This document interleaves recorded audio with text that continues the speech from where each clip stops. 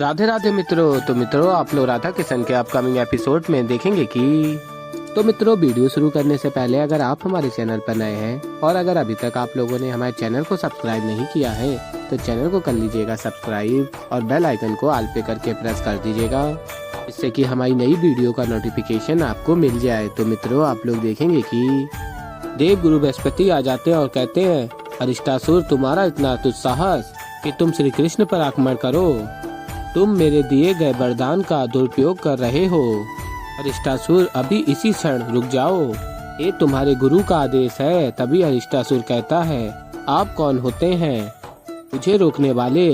जैसा मुझे उचित लगेगा मैं अपनी शक्तियों का वैसा उपयोग करूंगा और इस क्षण मुझे इस कृष्ण का वध करना है। और फिर देवी पार्वती महादेव से कहती हैं, अरिष्टासुर ने अपने पिछले जन्म से कुछ नहीं सीखा, ये तो मैं समझ गई हूँ। उसे ये बैल रूप असुर जन्म इसलिए मिला क्योंकि उसने पिछले जन्म में ब्राह्मण वरतंतु के रूप में बृहस्पति का अपमान किया था। और फिर आगे आप लोग देखेंगे कि देवी पार्वती बताती हैं, और इस जन्म में अरिष्टासुर वही भूल कर रहा है अपने गुरु बृहस्पति, जिनके आशीर्वाद से उसे अपनी शक्तियाँ मिली हैं, उन्हीं की बात अनसुनी कर कृष्ण के ऊपर आक्रमण कर रहा है। और फिर कहती है देवी पार्वती, महादेव, अब आपको कृष्ण की सहायता करनी ही चाहिए। और फिर महादेव कहते हैं, नहीं गौरी, अभी इस प्रकरण में मेरे हस्तक्षेप का समय नहीं आया है, परंतु हाँ, अगर मेरे आराध्य मुझे बुलाएंगे तो मैं अवश्य जाऊंगा उनकी सहायता हेतु। और फिर मित्रों, आप लोग आगे देखेंगे कि अरिष्टासुर कहता है कृष्ण से, तुम्हें लगता है कि तुम मुझे पराजित कर सकते हो? कदापि नहीं। मेरे पास एक ऐसा गुरु मंत्र है जिसका तुम्हारे पास कोई तोड़ नहीं होगा। और फिर कृष्ण कहते हैं, तो करो उस गुरु मंत्र का उपयोग। आज मैं भी देखना चाहता हूँ कि विजय किसकी होती है, तुम्हारे अहंकार की या मेरे कर्म की। और फिर आगे आप लोग देखेंगे कि अरिष्टासुर गुरु मंत्र पढ़ने जा रहा होता है। तभी राधा कहती हैं, गुरुदेव बृहस्पति से कुछ करिए, आप रोकिए उसे। और फिर गुरुदेव बृहस्पति कहते हैं, मुझे क्षमा कीजिए देवी राधा, किंतु ऐसा करना मेरे नियंत्रण में नहीं है। लोग देखेंगे कि अरिष्टासुर मंत्र बोलने की कोशिश कर रहा होता है किंतु बोल नहीं पा रहा होता है। और फिर कहता है, पुनः प्रयास करता हूँ। और फिर सोच रहा होता है, ये क्या हो रहा है मेरे साथ, क्यों मैं स्मरण नहीं कर पा रहा हूँ उस गुरु मंत्र को। और फिर कृष्ण कहते हैं, क्या हुआ, तुम्हें गुरु मंत्र स्मरण नहीं है? और फिर तभी अरिष्टासुर कहता है, ये क्या माया रची है तुमने मुझ पर कृष्ण? और फिर कृष्ण बताते हैं, इसमें मेरी माया नहीं है, तुम्हारे कर्म है जो इस क्षण के लिए उत्तरदायी है। तो तुम अपने गुरु का गुरु मंत्र स्मरण नहीं कर पा रहे, और इसका कारण एक ही है, इनसे तुम्हें ये शिक्षा प्राप्त हुई। उसी गुरु के प्रति तुम्हारे मन में सम्मान नहीं है, तुमने उसी गुरु का अपमान कर दिया। और ये आज पहली बार नहीं हुआ है, ये पिछले जन्म में भी हुआ था। जब तुम वरतंतु थे, तुम्हें कभी इस वर का पूर्ण लाभ नहीं मिलेगा, क्योंकि तुम्हारे मन में महत्व गुरु का नहीं है, बस उस वरदान का है जो उनसे मिला। और इसीलिए तुम चाहे कितने भी शक्तिशाली क्यों ना हो जाओ, तुम्हारे इस अहंकार के कारण तुम सबसे अधिक दुर्बल हो। और फिर आगे आप लोग देखेंगे कृष्ण कहते हैं अरिष्टासुर से, अभी तुमने अपने कर्म कर दिए हैं, समय आ गया इन कर्मों का फल भोगने का अरिष्टासुर। और फिर मित्रों, आप लोग आगे देखेंगे कि कृष्ण अरिष्टासुर का अंत कर देते हैं। और तभी अरिष्टासुर का अंत होने के बाद ब्राह्मण के रूप में आ जाता है।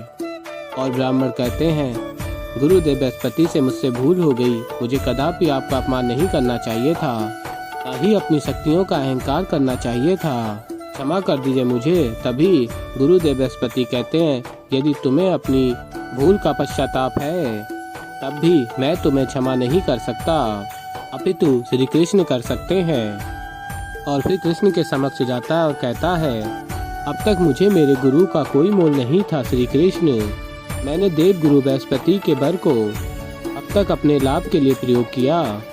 गुरु वो नहीं जो ज्ञान दे, गुरु वो भी है जो आपकी भूल को सही करे और आपको सही मार्ग पर ले आए। आपने मेरी भूल का आभास करवाया है, इसलिए मैं आपको आज से अपना गुरु मानता हूँ श्री कृष्ण। और फिर मित्रों, आप लोग आगे देखेंगे कि श्री कृष्ण कहते हैं, आज तुम्हें अपनी भूल का आभास हुआ है। तुमने अपनी भूल को स्वीकारा है, इसलिए तुम अपने पिछले जन्म और इस जन्म के दुष्कर्मों से मुक्त हो। अब जब तुमने अपना मुझे गुरु माना है तो मेरा ये उत्तरदायित्व है कि मैं तुम्हें एक अत्यंत महत्वपूर्ण ज्ञान का आभास करवाऊं, और वो ये है कि गुरु ईश्वर समान होता है। इस गुरु का कभी अपमान नहीं करना चाहिए। गुरु का अपमान अर्थात ज्ञान का अपमान।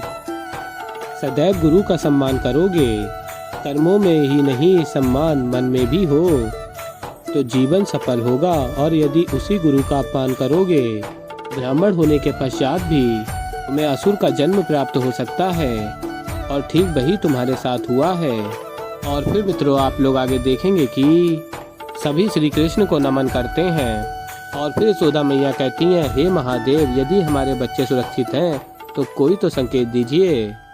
और फिर महादेव अपनी शिवलिंग से पुष्प गिराकर संकेत देते हैं कि सभी सुरक्षित हैं। और फिर मित्रों, आप लोग आगे देखेंगे कि महादेव के शुभ संकेत को पाकर सभी प्रसन्न हो जाते हैं, और सभी वृंदावन वासी कहते हैं हर हर महादेव। और कहती हैं राधा की माँ यशोदा मैया से, महादेव ने हमारी प्रार्थना सुन ली जीजी। और फिर यशोदा मैया कहती हैं, इसका अर्थ ये है कि उस असुर का संकट टल गया। हमारे बलराम, कान्हा, राधा सब सुरक्षित हैं। और फिर नंद बाबा कहते हैं विश्वान से, ये तो बहुत ही अच्छा हो गया मित्र, हे भगवान कोटि कोटि धन्यवाद। और फिर यशोदा कहती हैं, और सबसे बड़ी प्रसन्नता की बात तो ये है कि अब मेरा लल्ला घर लौट आएगा। ऐसे तनिक से समय में ऐसा लग रहा है जैसे मैंने बरसों से अपने कान्हा को नहीं देखा। और फिर नंद कहते हैं, मेरे मन से भी ये बोझ उतर जाएगा कि मैंने बिना किसी कारण राधा और कान्हा को वनवास भेज दिया। और तभी ब्रजभान जी कहते हैं, मित्र, अब दुखी होने की कोई आवश्यकता नहीं है। बलराम और कान्हा शीघ्र आएंगे। मुझे तो पहले से ही विश्वास था कि कान्हा बलराम को कुछ नहीं होगा। अरे मेरी राधा रानी जो उनके साथ है। और फिर यशोदा कहती है, मेरे कान्हा के घर आते ही मैं उसे अपने हाथों से माखन खिलाऊंगी। और कहती हैं आगे यशोदा, चलो सब कान्हा, बलराम और राधा के आने की तैयारी करते हैं। और फिर मित्रों, आप लोग आगे देखेंगे कि बलराम दाऊ कहते हैं, वाह वाह, अति उत्तम, तुम दोनों ने तो यहाँ रहने की इतनी अच्छी व्यवस्था कर रखी है। कुटिया इतनी अच्छी बनाई है, किंतु अच्छी बात ये है कि इस घर में रहने की आवश्यकता ही नहीं पड़ी। चलो अच्छा, अब शीघ्र अति शीघ्र वृंदावन चलते हैं। माँ, मैया, बाबा और समस्त वृंदावन वासी अष्ट सखियाँ कितने आतुर से प्रतीक्षा कर रहे होंगे। चलो आओ। और तभी कृष्ण कहते हैं, नहीं दाऊ, अभी वृंदावन जाने का समय नहीं आया है। और फिर आगे आप लोग देखेंगे कृष्ण कहते हैं बलराम से, कुछ समय के लिए हमें यहीं कुटिया में रहना होगा। और फिर बलराम पूछते हैं, किंतु क्यों कान्हा, अब तो उस अरिष्टासुर का भी अंत हो गया है। और तो और गांव वालों को भी इसका आभास हो चुका है कि उनसे भूल हुई है तुम्हें दंडित करके। तो अब यहाँ रुकने का क्या तात्पर्य है, घर जाने में समस्या क्या है। और फिर कृष्ण बताते हैं, जिस कारण से मैं वृंदावन को छोड़कर यहाँ आया था उसमें अभी एक ही कार्य हुआ है, अरिष्टासुर की मुक्ति। दूसरा और महत्वपूर्ण कार्य अब भी शेष है। और फिर मित्रों, आप लोग आगे देखेंगे कि बलराम दाऊ कान्हा से पूछते हैं कौन सा कार्य। और तभी राधा बताती हैं, वृंदावन वासियों को उचित अनुचित, धर्म अधर्म का अर्थ समझाने के लिए यही कारण है ना कृष्ण। और फिर कान्हा कहते हैं, अब जाइए दाऊ, और मैया का विशेष ध्यान रखिए। अब जानते हैं कि ये बात सुनकर सबसे अधिक दुखी कौन होने वाला है। और फिर बलराम दाऊ कहते हैं, ठीक है कान्हा। और कहते हैं, दाऊ, किंतु तुम दोनों अपना ध्यान रखना। और फिर कान्हा कहते हैं, अवश्य ध्यान रखेंगे, आप चिंता ना करें। और हृदय से लगा लेते हैं बलराम दाऊ को। और फिर बलराम दाऊ चले जाते हैं। और फिर मित्रों, आप लोग आगे देखेंगे कि राधा कहती हैं, अब क्या करना है कृष्ण। और फिर कृष्ण बताते हैं, मुझे लगता है कि हमें अपना कार्य आरंभ कर देना चाहिए। शीघ्र आओ, बहुत सारे कार्य हैं। तो ऐसे ही मित्रों आगे और भी बहुत कुछ देखेंगे। तो अभी के लिए इस वीडियो में इतना ही। तो मित्रों, अगर आप लोगों को हमारी वीडियो पसंद आई हो तो वीडियो को कर दीजिएगा लाइक। और अगर अभी तक आप लोगों ने हमारे चैनल को सब्सक्राइब नहीं किया है तो चैनल को कर दीजिएगा सब्सक्राइब, और बेल आइकन को ऑल पे करके प्रेस कर दीजिएगा, जिससे कि हमारी नई वीडियो का नोटिफिकेशन आपको मिल जाए। तो मित्रों मैं मिलता हूँ जल्दी आप लोगों को एक नई वीडियो के साथ। तो तब तक के लिए मित्रों राधे राधे।